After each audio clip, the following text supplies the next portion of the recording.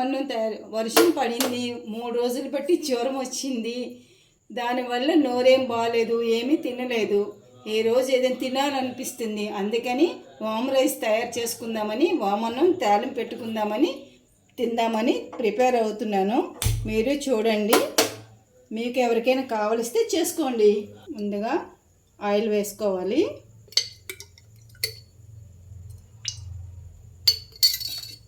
ముందుగా అన్నం వండేసి చల్లారి పెట్టుకున్నాను.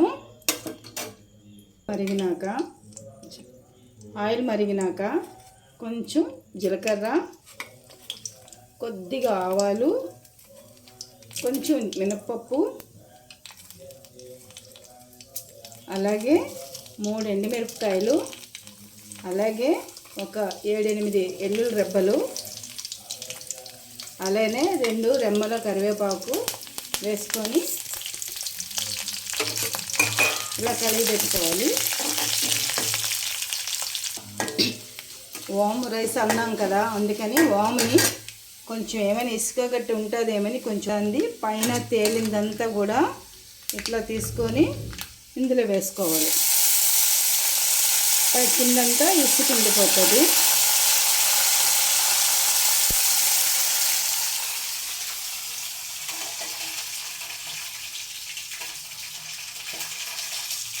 చూడండి, వేసుకున్నది ఇది ఇలా తీసి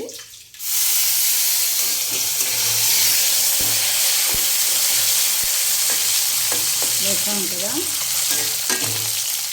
వాము వేయగానే మంచి స్మెల్ వస్తుంది. మాకు జ్వరాలు ఉన్నాయి కదా, మాకైతే వేయలేదు, పక్కన అమ్మాయికి వేస్తుందంట.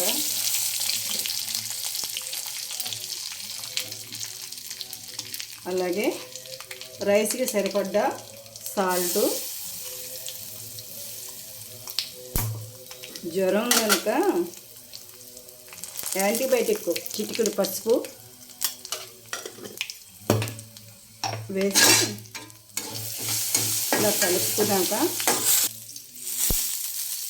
ఈ చల్లారి పెట్టిన రైస్ని ఇలా విడివిడి చేసుకుంటూ వేయాలి. ఇలా విడి చేసుకుంటూ వేయాలి.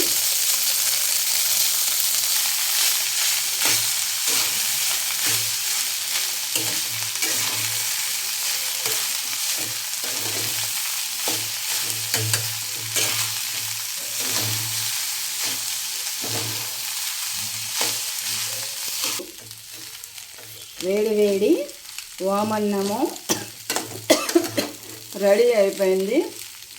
ఫీవర్ ఉంది కనుక ఆకలేస్తుంది, కొంచెం వడ్డించుకొని సర్వ్ చేసుకొని తినేవచ్చు. స్టవ్ కట్టేసి 5 మినిట్స్లో రెడీ అయిపోయింది. చక్కగాను నోటికి కమ్మగా